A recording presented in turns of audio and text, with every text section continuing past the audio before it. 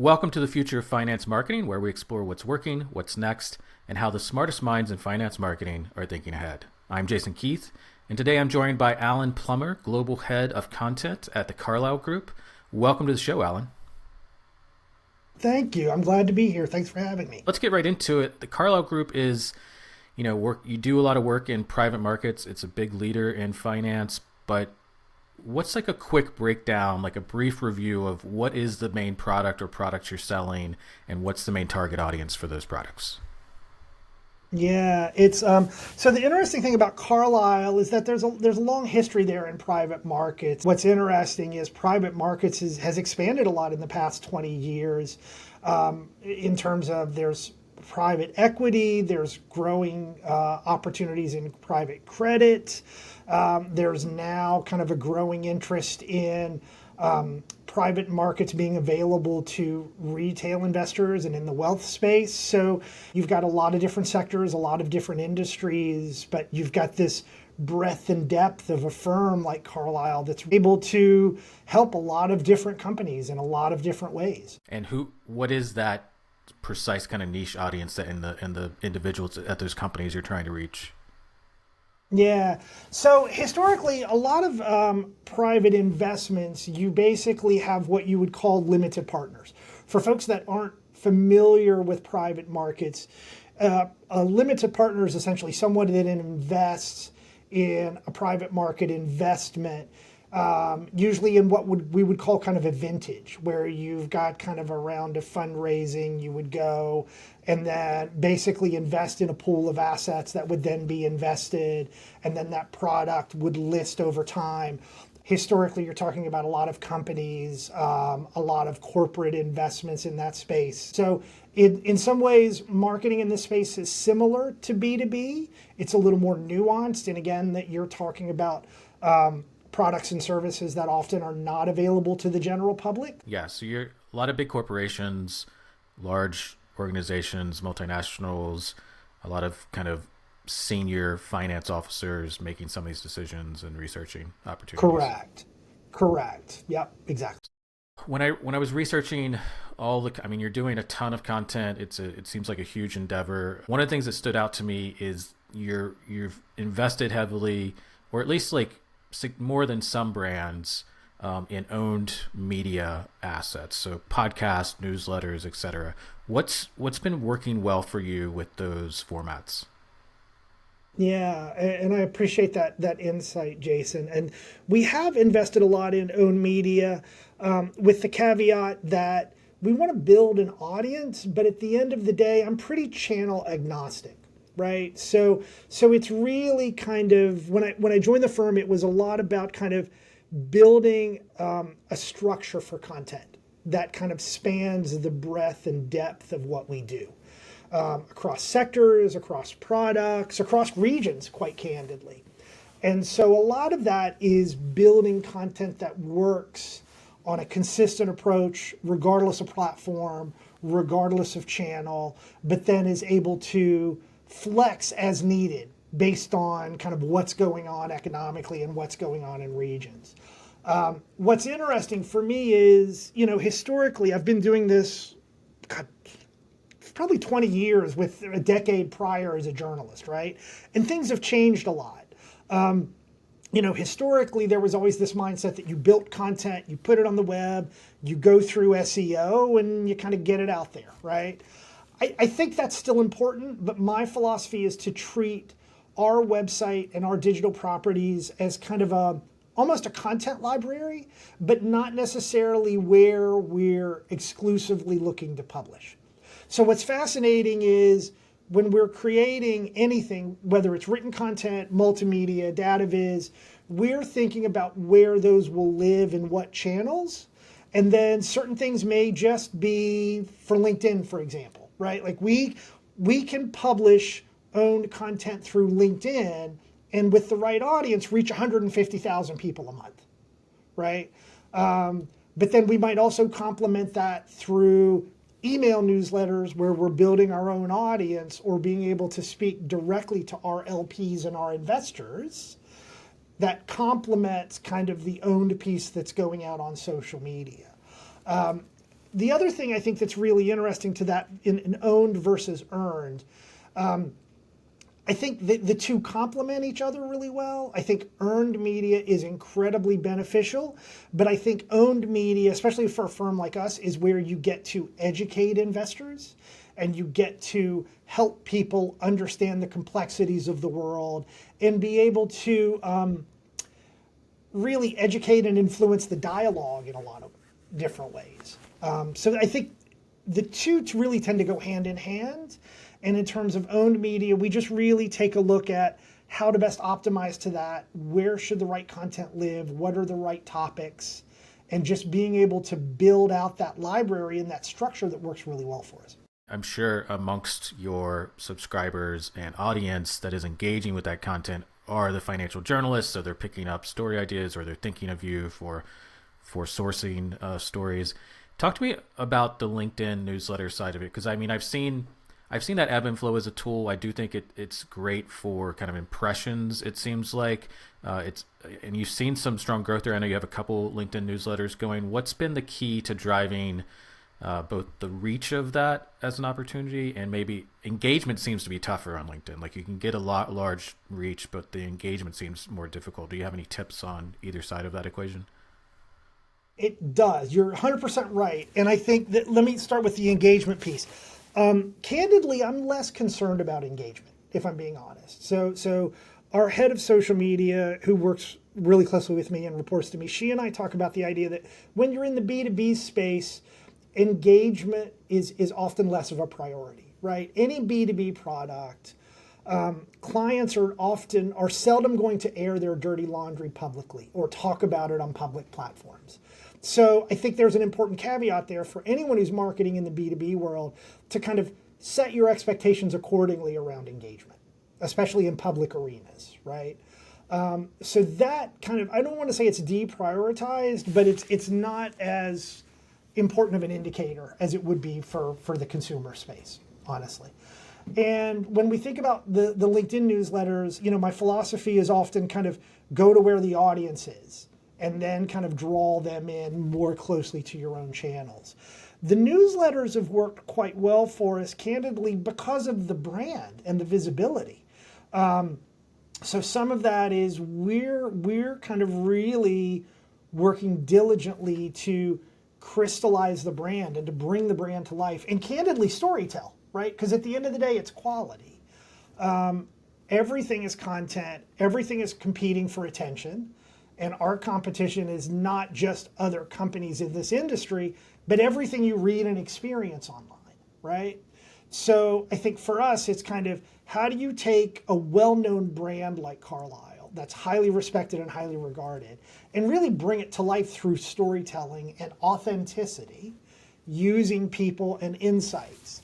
And I'm a firm believer that if you do that well, people will gravitate to the content and consume it, especially if you're putting it in places where they already live and play, for lack of a better term. I appreciate that perspective because I mean, you're treating it like a brand or awareness driver. I think that makes a lot of sense.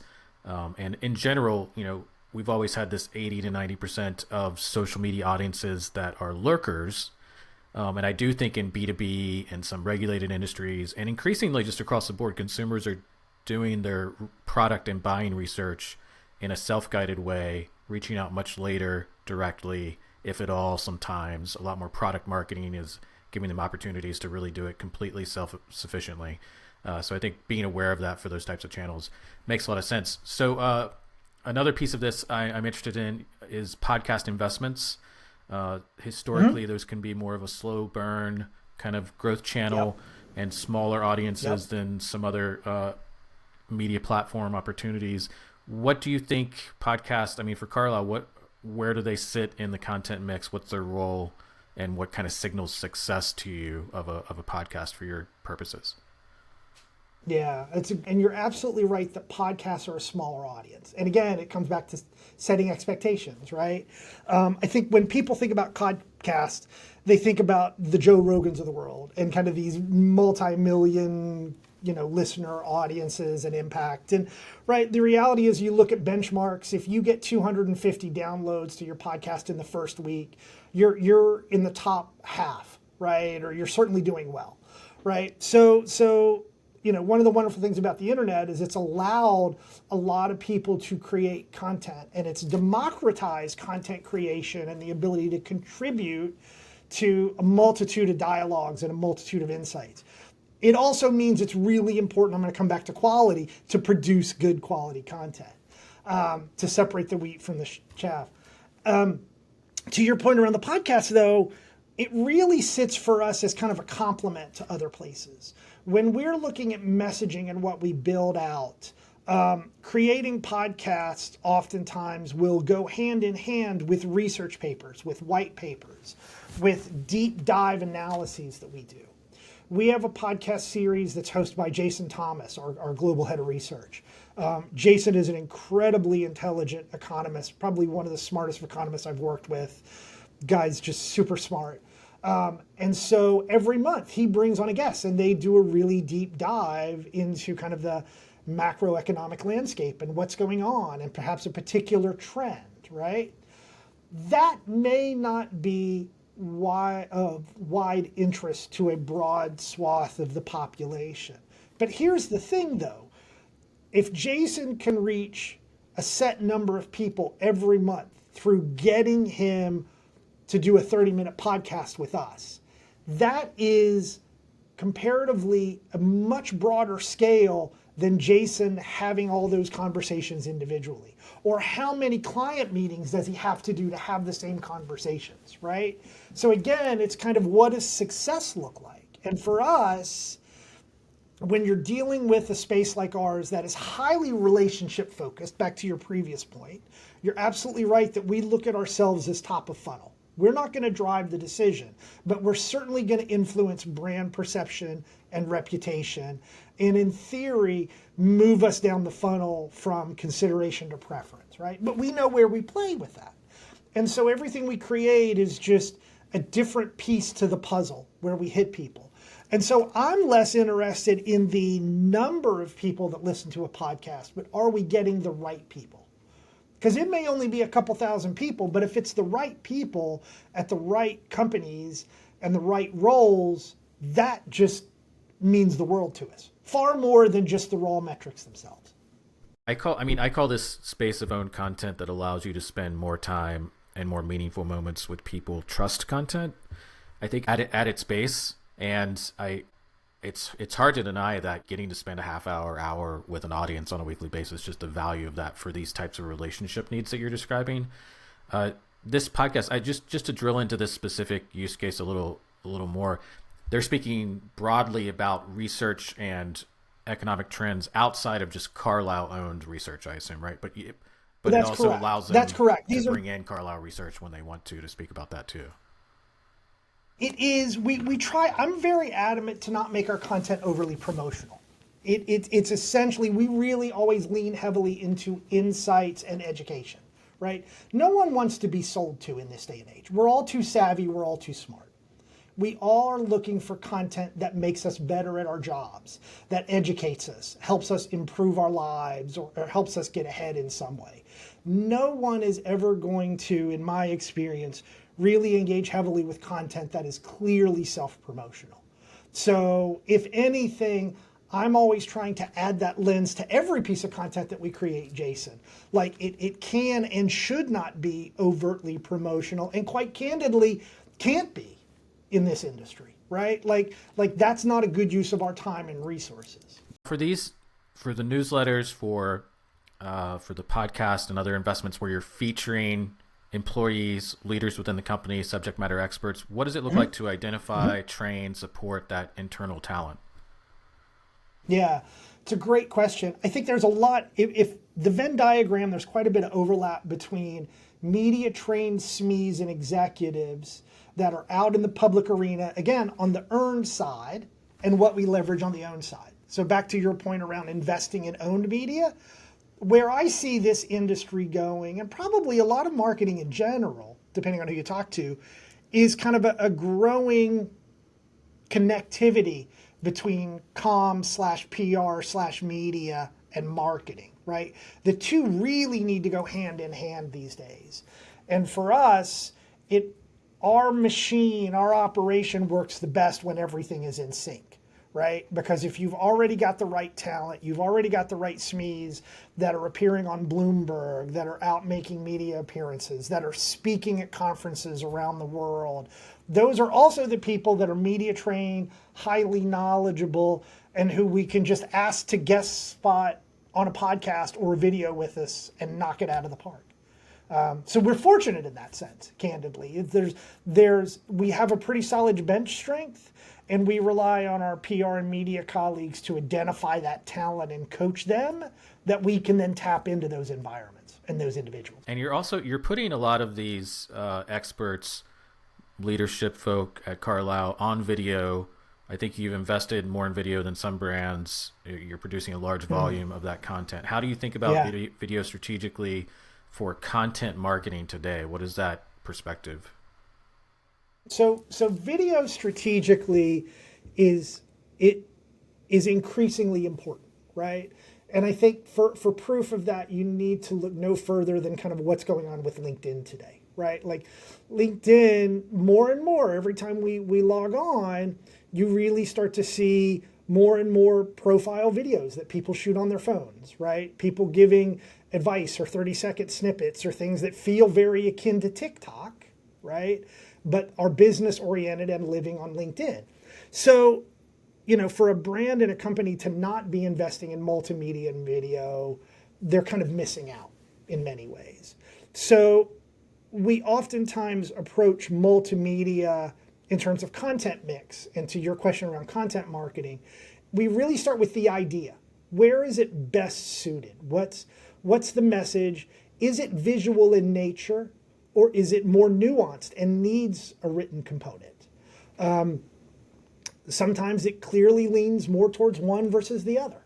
We've done video case studies with portfolio companies that we're able to bring to life through video and kind of make that storytelling angle really, really engaging in a way that is much harder to do through the written word, right?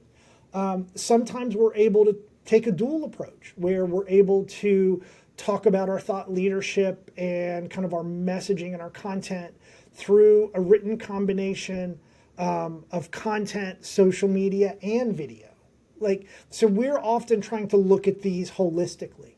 A great example, right, to point to is our series with the Admiral, right? Admiral Stavridis, former Supreme Allied Commander of NATO, amazing gentleman. When I joined Carlyle, I met him, and we had a bit of a meet and greet, and he said, "Alan, if there's anything I can do to help on content, let me know." And so I always had this idea in the back pocket of doing a series with him around leadership, because such an incredible treasure trove of leadership expertise. And while it might not necessarily align to business goals, we knew it aligned to the brand and kind of, an area that we wanted to lean into. And essentially, Jason, when we built out this series on leadership with the Admiral that we published last year, it was exactly that. From a content perspective, it was a mix of written content and video content. And so we were able to write written pieces that gave insights from Admiral Stavridis on a variety of topics within the leadership space. And then we were also able to get him on camera and have him share anecdotes that complemented that writing really, really lovely, right? Now, that's more work on us as content creators, but you've now got different approaches to content that don't repeat each other, but go hand in hand, right? And so we can take personal anecdotes and stories and bring them to life through multimedia. And then we can also use the written word to really create copy that drives it home and gives some of those points that expands on those personal anecdotes that we capture on media. When you think about production quality with these, like that may have been a higher production video series with the Admiral. Yes. Where is there lower-fi content that you're publishing that still allows you to maintain kind of trust that you need in a finance brand? content that looks Yeah, like it's shot on a smartphone that looks like it's going on TikTok. Does that work for yeah. you? It's actually something that we're working through at the moment because I think you're onto something. I think that is increasingly becoming more important, right? So back to authenticity. I think a lot of firms and a lot of companies and a lot of B2B marketers are really good at the polish, right? They're really good at the high production value. We're trained in that. We think through that, and it just makes sense. But there's also a need for agile, authentic, kind of what I almost call behind the scenes content, for lack of a better term, sometimes that brings kind of that raw essence to it, right? And so for us, it's kind of from a production standpoint, what does that look like, right? How do we do that in a way that's still authentic to our brand? And then also, how do you do that in a regulated industry like ours and respect the fact that no matter how you go about creating it, there's still certain checks and balances you have to do from a legal and compliance perspective. But I think that's probably, I expect that within our industry, you're going to see a lot of growth and evolution in that space in the next 24 months. And I think there's going to be some firms that are really leaning heavily into it and are going to solve for that. And it's going to feel very natural and organic in a creative way, but still authentic and on brand. And I think there will be other firms that may not necessarily solve for that. But I think we're going to see that continue increase. And I think your question's spot on. I think smart firms are starting to solve for that, whether it's video, whether it's audio, anything kind of multimedia. Of how do you balance that? And are you working with, are there separate is there a separate social team and performance team at Carlyle? Are you doing some of that work, or do you have to connect with those teams to help activate your content? Yeah, I think so. My role, it's funny. So, my role is a little bit of a control tower in terms of content. So, we function a lot like a center for excellence. I, work, again, I mentioned really closely with our head of social media who can kind of look at channels and optimization and everything. And we'll start to plan what that looks like and how the various pieces fit together. But we're really fortunate in that we've got a small but nimble team that can drive some of that strategy for us. And we are very collaborative, right? So I've got a multimedia producer who reports to me, and he's a very talented guy that comes from broadcast television, right? And he works with our video production partners and our editors, and he flexes on all that. And then again, our head of social media is there all the time. And so we're in touch pretty much constantly. Like, I don't work in a silo. I know the title kind of head of content can sound like I write and edit all day, and I certainly do that, but it's in the spirit of yes, and it's a lot more than that. So I would say about 50% of my time is heads down, storytelling, editing. What's the narrative? What's the angle, right? Thinking like someone who would run a media company or kind of an editor-in-chief type format. And the other piece is almost like someone who would be head of production for like a Netflix. What are the different pieces? How do they work together? How do I know when to engage this person and give them guidance on the multimedia deliverable here? How am I thinking with the social media team around where this is going to live? How does it fit into the schedule so that we're coordinated and nobody's competing for airtime? It's a lot to juggle, but I think for people that embrace these roles and do them well, they're creative at heart, and they pivot between content creation and then coordination and collaboration as well.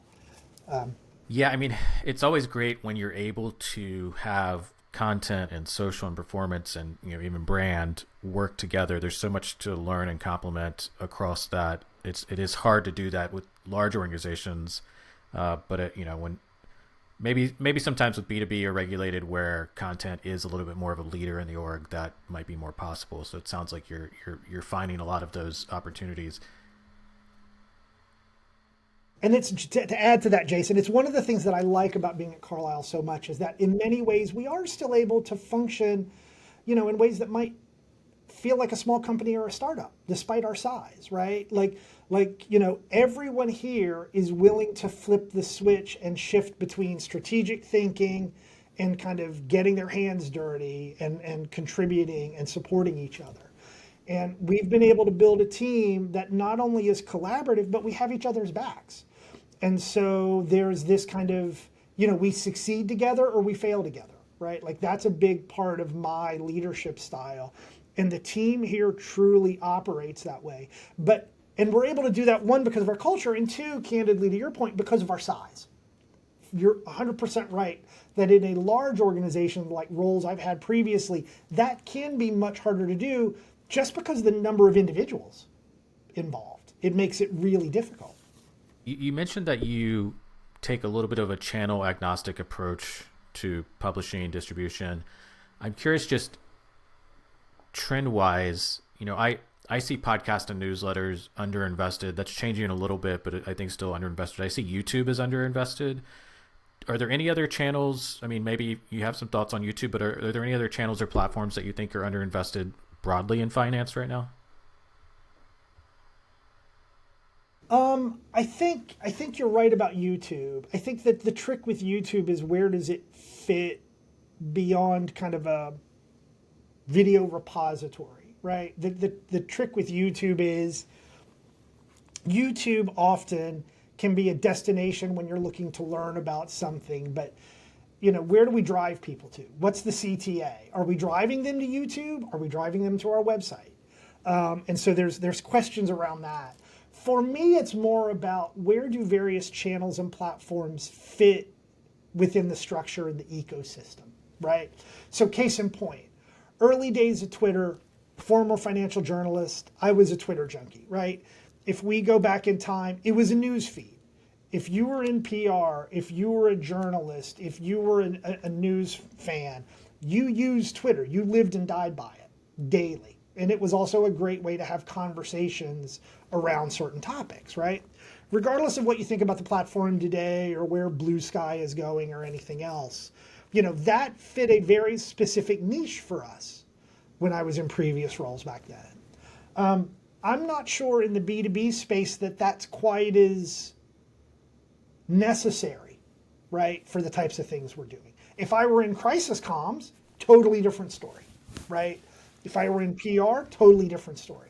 So I think part of it is, some of these platforms are changing and evolving over time, and I think we're trying to figure out where they fit into the ecosystem.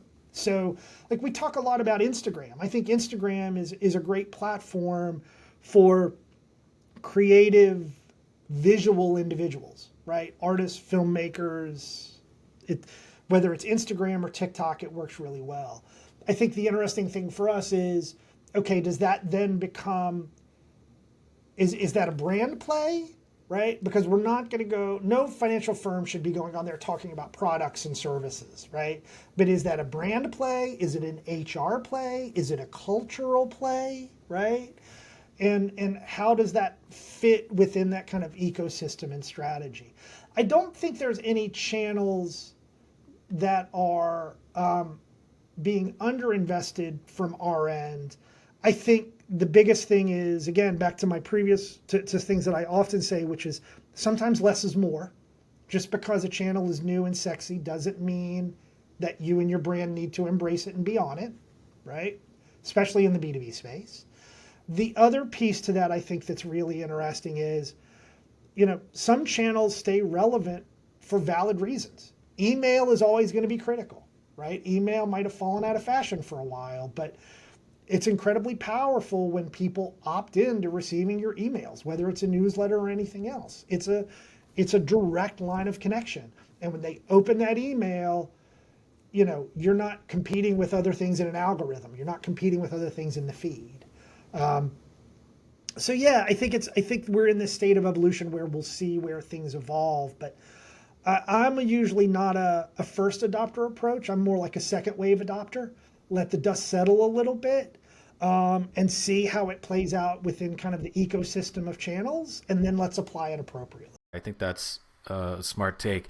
To close this out here, a couple of questions. want to get your thoughts on where you're headed next. Finance marketing, I think, is evolving faster than it has before. So what kind of trends or innovations or maybe just future investments are you looking at over the next few years? Yeah, I think I think what's really interesting for me is kind of the changing space of the internet, right? I know everybody talks about AI, it's the big thing, but think about what your Google searches are like versus what they were 12 or 24 months ago, right? Something as basic as a Google search and getting AI driven results at the top of the responses you get, right? We used to spend a lot of time and effort on SEO. We were told that it was really important to influence search results. That next gen UX, UI, and content marketing, AI engines are going to be driven by the information that they pull in and kind of package and put back out. So, one of the things I'm thinking about as we look at our website and future states of the website for us and content marketing in that ecosystem, what does AI mean for all that? And not just in a productivity generative AI approach, but like what does it mean for how we're going to search? What does it mean for how we're going to get information?